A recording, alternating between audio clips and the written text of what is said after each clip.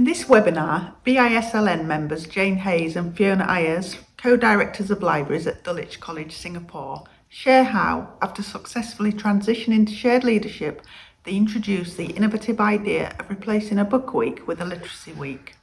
Jane and Fiona outline the thinking and planning behind this new model, explaining how collaboration, stakeholder engagement, and creative programming were key to its success. The session demonstrates how Jane and Fiona's leadership has expanded the library's influence, built strong partnerships with teachers, and positioned the library as a central force for educational change and creativity across the school community. It's fabulous to see you. So good morning, everybody. We're excited today. We've got a special session led by Jane and Fiona from Dulwich College in Singapore. They need no introductions really, but I can say with my hand on my heart that I'm a real fangirl of everything that's going on there. So I'm excited to listen to this session. Please chip in as you would like to with your own ideas, your own comments, and I'll hand over to Jane and Fiona to talk about Literacy Week. Okay. Right, we'll introduce ourselves. Yes, you want to start? All right. So I'm Fiona Shea, and I'm what we call the Dutch librarian, but that's the infant librarian at Dulwich College, Singapore. And I'm the co-director of libraries with my counterpart in the senior school, Jane. So Jane, I'm the senior school librarian, and we've got a junior school as well. So we have a librarian in that role. In fact, she's leaving, so we're actually looking for somebody else to start at the beginning of next year. So yeah, we took on the role as co-director because our director left, and we were directorless, and it was starting to show. And so I said to Fiona, look, let's just step up and do this together. As you can see, we're both kind of at the end of our careers, towards the end of our career, and we were letting the kind of younger, more, I guess, kind of for people who were building careers up, take that director's role, because it always looks very good on your CV. But there was just not one. And I said, Fiona, if we don't do this together, we are going to hate our jobs, and just we're going to have no one at the table. So we need to put forward this case. We had to argue. We had to come up with some pretty good arguments. And in fact, I did a bit of academic research to get some stuff to support the idea of co-directorship. And there's none. The academic stuff tends to say it doesn't work, but we are the exception to the rule, because for us it's worked really, really well. And this particular project was probably the first. We had a couple of things in mind that we wanted to bring to the role, and we had to go to see Nick Magnus, our headmaster, as directors at the beginning of the year, and tell him what we were going to do. And so we talked about this idea. I was just saying before how I have had the idea for a long time, put it forward, but been told by the director at the time, oh no, we can't get rid of Book Week because it's just such a beloved tradition at our school, and then nobody will go for it, so we have to just do it. But my feeling was, it just wasn't working for senior school teachers. It was fine. My English department, absolutely fabulous, and doing so much.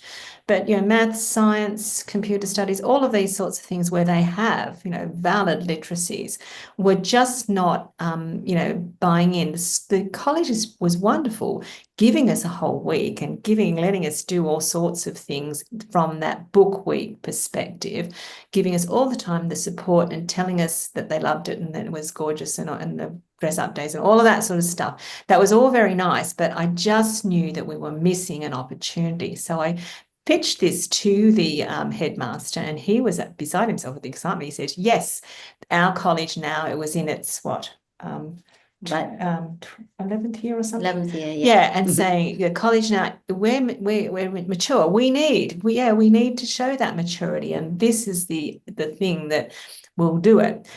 So he raced off to the college leadership team to, in a very excited way. And interestingly, our particular line manager, the deputy head, was a bit skeptical about, as I said, he didn't know about doing this co-directorship, but and he we remember him saying, oh, it's bit surprised at how, enthusiastic Nick is about what you're doing. So, so we were actually sort of told that it's not going to be that easy. Like,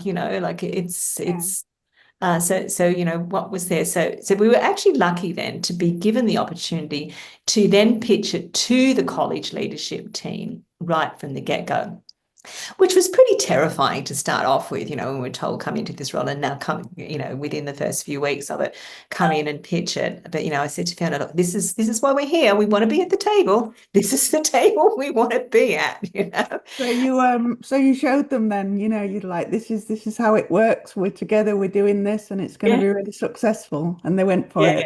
We Brilliant. did. And of course the headmaster was really, really supportive. And I suppose if you've got that, and I guess we knew then after that meeting that we were going to be able to make this work. And the other thing that we were presenting at the same time was a human library. Well, we found that this project and other things we're doing did consume us, and now the human library is one of our big projects for this year. So it's still a work in process, but it's actually getting to that point. So we went through with this. So maybe we could move to the next slide, and you can see where I've said there's a change management toolkit, because as I was saying earlier, not everybody will want to go from book week to literacy week, but I think we learned a lot about the actual about the actual process of changing people's thinking the next one, this one, changing people's thinking. And I, at the time, I took on the opportunity to do a leadership course here called Accelerate, and we had to pick the project that we were doing in our role. So I picked this one. So a lot of what I'm talking about today kind of comes from what we did, but also is framed through what I learned about leading, change, or because this was my leadership project. So this is, why change? Well, I wanted to talk about how literacy it's been redefined. It's no longer about reading and writing. We are living in a world where we have all these different literacies: digital, visual, auditory, media, emotional, physical, cultural, all these fluencies, and we all need to be fluent in those. And so we saw ourselves then, well placed as leaders, because the library is the hub of inquiry and creativity. So we felt that we were really well placed to drive this like as an evolution, which is what we were presenting, and it's exactly what the headmaster said. Yes, this is what we need. And so because of that real love of Book Week, we knew that we couldn't talk about it as being replacing Book Week. It had to be an enhancement. We had to be building on Book Week rather than replacing it. So, we retained our myriad. In fact, in the slides, in the files, I've got the timetable of all our weeks. You can, this is just a fraction of what we were always doing. And we said to everyone, we're going to keep all that stuff that you love, the author visits, the book character day, the storytelling buddy reading, dear, just endless stuff that we would fit into the week. But we're going to teachers to talk about what they can bring themselves and their responsibilities to show what it means to be literate in their subjects. So, we were looking at encouraging them to be interdisciplinary, working together across the literacies.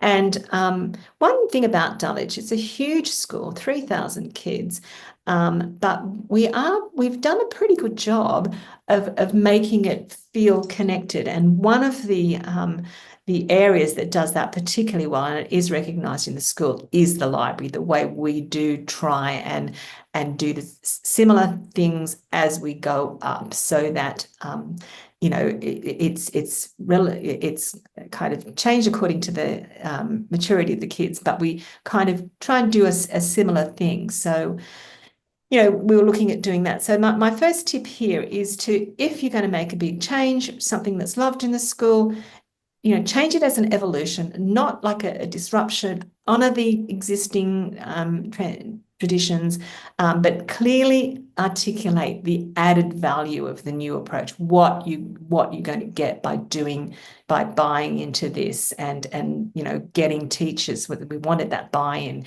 because for Book Week we were pretty much doing everything. And as I said, fabulous English teachers because it just worked within their subject, but nothing much else kind of was happening. It was just that kind of they were kind of tolerating, you know, and to extent, you know, not kind of wanting to give up too much time, as long as we did it, you know, without taking too much of their maths lesson or their science lesson.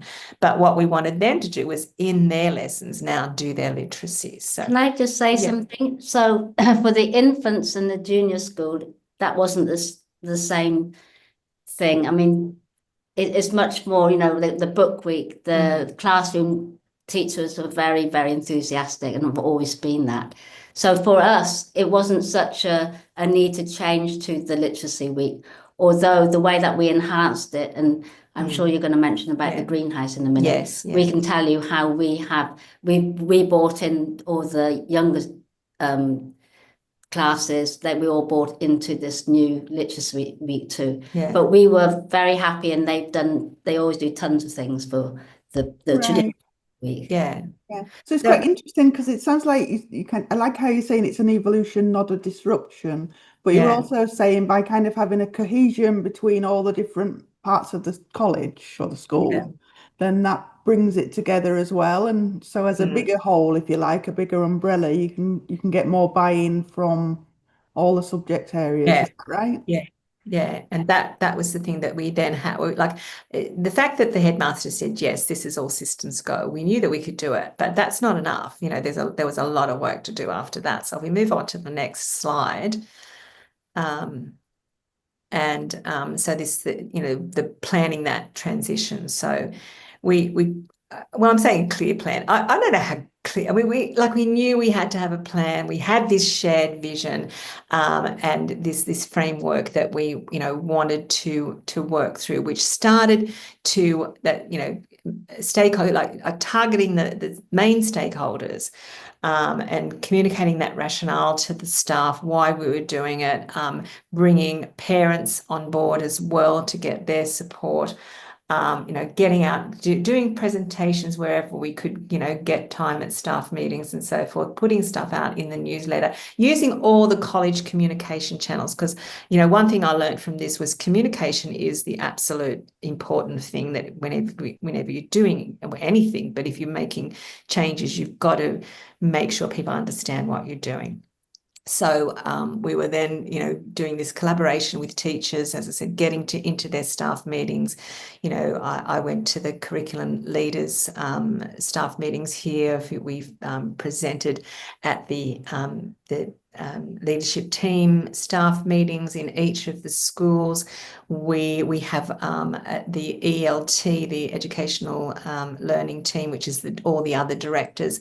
So we went to the directors and presented to them, and invited them then to think and work with their staff about what they could bring into it, you know, how they could showcase what it meant to be literate in their subject. And of course, we had more or less, you know, buy-in, because that's what always happens when you're trying to do something.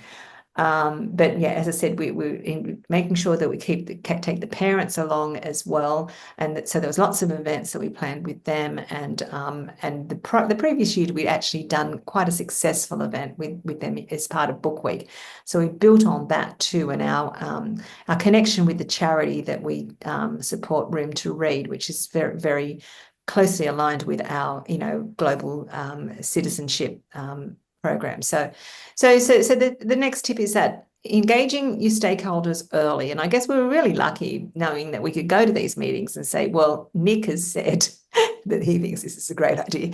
Yeah. And then, you know, so we didn't have to kind of I don't know if either of you know Nick. He has he's no longer our headmaster, but he has a very charismatic personality, and people would go with his leadership. And yes, I'll just say that the stakeholders, two stakeholders, which sort of surprised me, was one of the parents. So we had Friends of Dulwich, and they really came up. A couple of parents, they were very enthusiastic, and they really they had lots of ideas. We had every day we had something for parents, so almost like a parent academy, and we had talk Right. about reading for parents. We obviously had the book fair was in the in this new place, which was the greenhouse. That was one stakeholder. And then we also had the comms team. Yeah. They did all the marketing, Yeah. sending out all the messages, and that was really important. Yeah. Communication was very That's right. important. I love that idea of having the parents almost as an extra, like you say, Yeah. stakeholder. It's almost like an extra cohort of students, but they Yeah. just happen to be parents. And what you were saying before about, your parent book club that is just going on before this session, sounds Yeah. like you've really kind of got the buy-in from them, and that makes Yeah. such a huge difference. Sounds brilliant. I Yeah, I love the think way that you have got some of the key players in a school on your side, and you've done it in the way that we've talked about last year. And it is a political thing. If you can get them on your side, then they carry weight into the other things you're trying to do. And just what you mentioned there, Fiona, the comms team. It is so difficult to get a comms team on side because they are amongst the most busy people in the world. And yet, if you do that, you can get the most incredible outcomes, and it takes a lot of the weight off your shoulder. You see the effects of this in all the materials that you sent through to us, and in this presentation itself, and in the photographs you've got going. Brilliant. I think it's fantastic. Well, they were able to open up channels of communication that we actually didn't really even know existed. Yes. And they were coming to us saying, we want to do this, like that Thrive article that we sent you the link to. We want to, we want you to write this article, and we want to film you talking about it. And we weren't having to go to them to get time with them. They were coming to say, will you do this? And of course we said yes to everything. And that kind of does build a more momentum as well. Yeah. Okay, so next slide. Oh, now back one. Back to this one. Yeah. So this is just kind of looking at some of the signature initiatives that we included, but the whole idea was leading that whole school shift to embed literacy across the curriculum, fostering those inclusive activities and really trying to root it in our, very strong focus on global citizenship, sustainability and well-being. But our signature things, and there's more than this, but they were the ones that came to mind. The kids love this, the dear. That's something that works. Drop everything and read across the school. We always try and get a author, or this last year was a storyteller who can actually present to the whole three, who is clever enough to be able to link across the whole college. And Andy Wright was a New Zealander who could do that for us. We have a fantastic person who runs our book fair here, Denise Tan. She curates very, very great collections of books, and she knows every one of them. And she offered to do this book doctor clinic so that with comms, they communicated that parents could book in to doctor's sessions with Denise, and she would talk to them about the sorts of books, if your kid likes this, and then, and of course the books were there, for them to read. One of our favorite things is the buddy reading, and I've got a picture of it on the next slide, with students reading together across the 3 schools. That's my absolute favorite thing. So that had to stay. We couldn't do it, obviously, for quite a few years across COVID. And interestingly, when we brought it back, I think it was just the previous year, it was an absolute chaos because our school had grown so much over COVID, and all the corporate memory of how buddy reading worked was not that great, but it came back, and they knew what it was, and so the buddy reading that students, working older students with younger, was fantastic. In the junior school, they were doing looking at sustainability with the books in the sun, book swapping, and Fiona did lots of stuff down there, like he baked me a story, and well, I'm going to let you, Fiona, talk about. There's so many interesting things that happen in the we always, every year we do something we're lucky to have, I don't say a cookery teacher, but or food technology teacher, however you want to say it. But we always have that theme. So when we did the Roald Dahl days, she always did a lot of you can get the book of the Roald Dahl revolting recipes.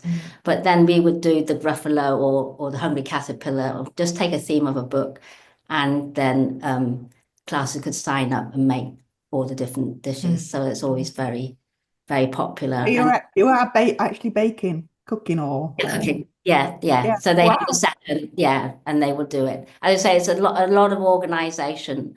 So they could, if they wanted to do a Willy Wonka type or chocolate, or a chocolate Charlie factory, whatever theme they want to do, they would do it. That's wonderful. And then so much fun. Well, and then Jane took it a little bit further. So when the greenhouse, I might as well mention it. We had a parent afternoon tea party, didn't we? We had a tea party as our celebratory event at the end with the parents. Really, you'll see down here in Power Champions, we actually we just gave away, okay, tell us what you can do, and then we went with that. So the tea party, the tea party, and you did the possum magic. So we had all the Australian desserts. I went through and I made the lamingtons and the pavlova and the Vegemite sandwiches and pumpkin scones and everything, So we had, as part of the afternoon tea, and I read the book, obviously. That was a hugely successful thing that really, really connected with so many people. And I think maybe we'll have to do the same thing, I think, just repeat it, because it was extremely successful, but very easy. Even the minties, I know, the lollies, and it was pretty easy to do that. And it was just a really fun thing at that afternoon tea. But the parents actually had lovely, our Sodexo, our caterers, actually make little cakes and biscuits and things with Book Week logos and things on it, and they do it one of our lunch times on World Book Day.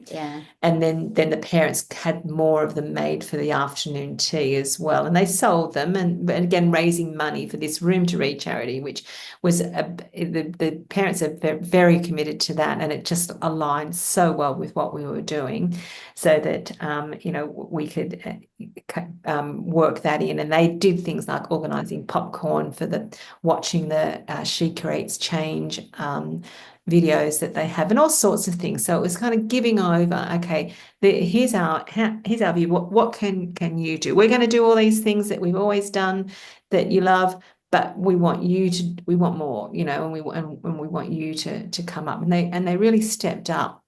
So, the idea of identifying, the supporting individuals who could kind of lead change within their departments. And I think that we're very well placed to continue that now that people have even a clearer understanding of how Literacy Week works. And I've already spoken at the ELT, the Educational Leadership Team meeting, about what I want from them this year. And I am going to talk later about our lovely greenhouse auditorium, where we took over the auditorium space and kind of tried to set it up like almost like a literature festival.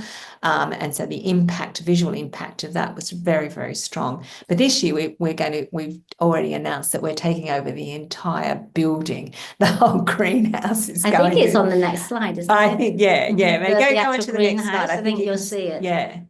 Oh, no, no. no. Oh, that's, I just had to put that. It just shows how gorgeous, like these are big, what, 12 or 13, year 12 or 13 kids. Yeah, so it's for the reading. Duck students, and actually Yeah. this was one further. What we did was, so it was reading buddies, but it was in different languages. So these were the French students, they were year 12.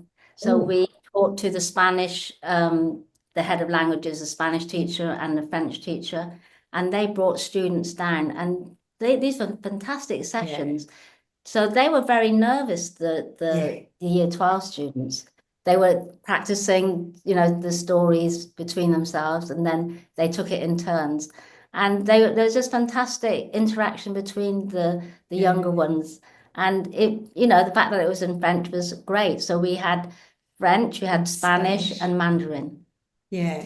And so we want to keep that. Was so successful, they want to keep that up. And definitely the language department is keen to do that again. So that will grow a lot. All those things that have been successful, I think, will again. We'll continue to. And we handed that over to the language department teachers to organise it. I mean, as much as possible, we were trying to give away the stuff that we didn't do.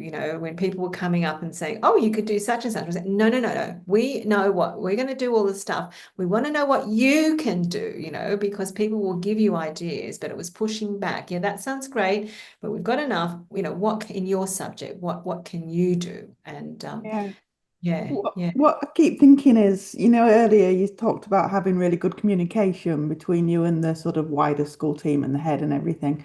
And it's just so crucial, isn't it, to get that buy-in?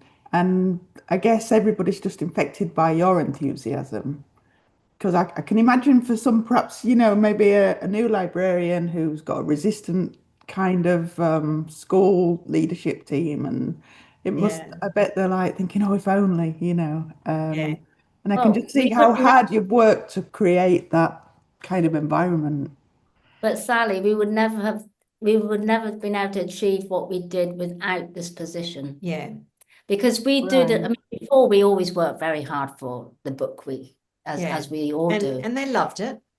But this is just another level, because we've really changed it. And as we'll probably talk more about taking over the greenhouse, we could never have assumed that. They wouldn't, I don't think anyone would have listened to us. No, it's amazing having that leadership position. It was just such, as I said, getting the spot at the table. And even though I said, we were petrified when Nick said, okay, well, this is great, and you're going to talk to the whole college leadership team, and we thought, oh my God, no, this is good, this is what we want. Wow. And it made every other presentation so easy. Like after you've gone to the whole college leadership team, when we go off to the, junior school leadership team or the Ducks leadership team or whatever leadership team after that, well, it was a piece of cake. Yeah. Yeah. So I guess that confidence and enthusiasm could come through, with what we were saying, because okay, and so the results are there. Yeah. I think the next one does have a picture of our gorgeous greenhouse. Yeah, there it is there. And so the bottom floor was where the auditorium was. And it is a fairly new building here. And it's just one of those spaces that just suggests itself to, just suggests activities to you. So every floor has kind of different focus. The top floor is the IB floor, and it's just for our 12s and 13s. But we've got lovely, black box drama room. We've got there's got textile rooms. There's food technology. And all sorts of wonderful spaces. And so and then we've got directors in all those areas. So we've said to them, okay, this year we're taking over the whole of the building. So in your area, what can you do? What can we be able, be planning on coming and seeing? So our design technology teachers talking about the idea of IKEA literacy, like, a project where they have to put together something like you might put together a piece of furniture. So it'll be a small scale replica of that, and she like using a plan, that sort of literacy plan, and the instructions and following instructions. So it was. I thought we're hoping to do that one. And we don't actually want to suggest things because they know their subject, and we want them to come and say, okay, well, this is what it means to be literate in this area, and this is the activity that we could offer. So that's what we've the idea actually was 2 years ago when we used and it was the parents that came. It was in the book week before Literacy Week, and they said, well, let's do a sort of a culmination of the week and have it was a fun Friday and a celebration of book week, and we held it in the auditorium, just the bottom part of the greenhouse. And it was I'd never really been in that space because, I'm in a completely different building. And when we were looking out, it was just such a lovely atmosphere because we had the book fair there. And I was thinking of all the literature festivals, like the Hay Festival that I've been to, and I was thinking, God, wouldn't it be a great vibe to do a literature festival vibe, but book week? And that's how this Literacy Week has come, is hand in hand with actually using the greenhouse as a venue. So when we say greenhouse, that's the venue for Literacy Week. So in that, we were able to do this wonderful book fair and these doctor consultations and the film screening from the Room to Read She Creates Change videos, and that's where the kids came at lunchtime for popcorn. And we had the director came to talk to our CAS students and other leadership groups in the school in terms of the global citizenship focus and what Room to Read offers. And of course this celebratory event, the Friends of Dulwich Tea Party at the end, which was an extension of what we'd done the year before. And I think we'll probably do it we had storytelling, parent storytelling at the end. So we had an hour and we had probably 6 parents, teachers telling stories with the tea party going on in the background. So so I guess the tip here is that balancing that continuity with innovation. So we're looking at extending more, building on it, and I think that visible, engaging activities to build momentum. We've got ideas about things that we can do in the building that are very visible in that space. And the thing about the greenhouse is, while we've got we've got a junior school, a senior school, and a duck school, we've also got a performing arts building. But this greenhouse is a building that belongs to the whole school. So that's what makes it a perfect venue to have it, as our kind of anchor place, because everyone uses this space. And I think we've probably been the most innovative in our vision of what the greenhouse can offer the college. So of course, that our line manager was beside himself with it, and he didn't even see the half of what went on, but what he did see, he was very impressed with. So again, we've got that support, and normally in the past we get our spaces taken off us left, right, and centre because we're just the library. Well, now we don't. When we're told, we get it booked. Oh, sorry, no, the library's got that, and you're going to have to go and find another space. So that's having the director's position. Before that, we were not taken very seriously at all. So we were hamstrung in what we could actually do. So certainly having that leadership position, it does help. But obviously, it's not enough to have the position. You've got to grab it and use it. Yeah. Okay, so the next slide, or anything else on that one? No. So just kind of summing up, I guess, with this one is, so starting with that vision, communicating that clear understanding of why it mattered, why we needed to do this, then that collaboration, getting, the staff, the students, the parents to, co-create the experience. So saying, okay, we're going to do what we do, but we want you all now to do what you can do. And of course, the strong communication, just constantly taking every channel that we can to communicate what we're having and ensuring them that we're past. We're not giving away book week, but we're doing more. And of course, this last one, the flexibility, because you can have the best plan and the best ideas and so forth, but unless you've got the flexibility and you're able to adapt your plans and, you know, seek feedback and look for new ideas, then it's very stressful. But flexibility kind of allows you to go with the flow. So to be flexible and responsive is important. To expect challenges and adjust while staying true to the core purpose. I think that was the thing that we were able to do. We just stuck with it, and and it was a success. So I think that might be the last slide. There's a few other slides that have got pictures on it, yeah. And the one that I have updated, I've actually put links to the different folders. I went through and I found all the documents that were useful, like communication, messages, articles, the timetables that we have across each of our schools. All of the links to all of those are on the one that I updated today. And there's I think some pretty useful stuff in those folders. They're just a few pictures, as I said, that they were the pictures that Comms gave us that had been approved for social media. Yeah, and that's great with the links. So thank you for those. We'll make sure that we share those on, with all the members that we've got. Just really inspiring. I love how you kind of basically saying you've just got to have a really chilled out mindset and enthusiasm and go with it. And if things go a bit wrong, so be it. But you can just, you've got your belief, you know where you're going and you're going to get there. Yeah, great. What do you think, Paula? Sounds good, yeah? Oh, it was very inspiring. I was like, I have to make notes as every single session we have together. I make notes like what should I use in our library? What is really it sounds great to implement it in here. For me, maybe in primary school, they manage it by themselves mostly. And library is not very much involved. That's really strange for me, what I have learned so far. So what I'm trying is also to innovate it somehow, to find what could I offer as the only librarian here to make them think about it like in a wider range. What could be innovative, what could be new. I love cooking idea. I like reading in different languages. I think little ones would really enjoy it because they are kind of proud when somebody can speak different language suddenly from English to their native tongue. It's like, wow.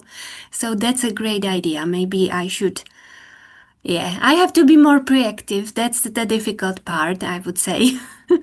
To come with ideas and make people believe in it as well as I do and make some change.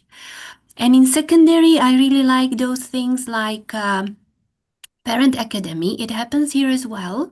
So something about reading, that's really good idea to present parents with maybe how to read with their children more often or how to make children enjoy reading. So it comes from the family. That could be really good. And then, of course, ask parents to come during the book week and read for the children. All these things where parents could be involved. That sounds really great. So hopefully, many ideas that we should use. It's really great to hear it. And I can feel your enthusiasm because I am just the same. But it's hard to make other people to believe in that idea as well, that it's really interesting, important, and all this. Teachers, it's hard. I'm thinking about it, how to address teachers and tell them we want you to be involved in the book week. Come with some ideas and waste your lesson with something that would be associated with literacy. That's really great idea. At least, at least to try. I think that team, because there's the two of you, they're kind of like the co-directors, kind of, power in numbers a little bit, isn't it? I think. Yeah, we do. We get together and we get quite visionary when we get together. But also, if you had, some of the leaders in your school that you might be able to work with and collaborate, and if you get the buy-in, then they will, they will talk to the other team. that planning, that early planning. And we always start planning, well, we're already planning for it, although we've got other things to do. So certainly before Christmas, we have ours in the March, at least 3 months beforehand, you know, to a lot of planning then. So that is a surprise for teachers saying, oh, was expected to do this and what. Okay. Do it really forward planning, I think that, and organize it, then they'll be thanking you for doing it. Yeah. Herald the event that's coming. I think that's really important. Communication was probably the key thing to do, is to take every opportunity you can to communicate what it is that you want, what you're going to do, you know, and what you need then as well. Yeah. Come with new ideas that sound interesting enough for teachers to accept it and involve it in the plan. I like the book doctor idea, and first when you said it, I was like, oh, that means mending books probably, because children love it. So in my mind, it was like, we could do something like that. I can just have the collection of books that needs to be mended somehow, and they would just help me with that. Because that's what they do. When they come for the library time, they always come to me like, this book is broken. I found this page falling out of the book. So we always do that. And I'm like, book doctor. So for me, this is a good idea. Not the way you had it in your mind, but I have a new idea now as well. That's good. Great. Andy? I'm just blown away by what you've just presented. Really, it's a model of what is possible, how things should be done, how things can be learned from the process of doing it. So you've got your theory and your practice and your preparation. You've introduced some ideas which are new to me, like the library as a unifier. That it's not just a leader, but as a unifier. And the symbolic use of physical space, a lovely, lovely physical space. But I like the fact that other people now have to ask for other spaces because the library has already booked that and it's been given precedence. And that shows you the political success that you've had in spreading the word and persuading people to join you, which is what really politics is all about. And you persuaded them. You haven't forced them, and you've had to persuade them because you've had to persuade the key people in your organization. And once you've got them, and that influence will spread. So I really love that.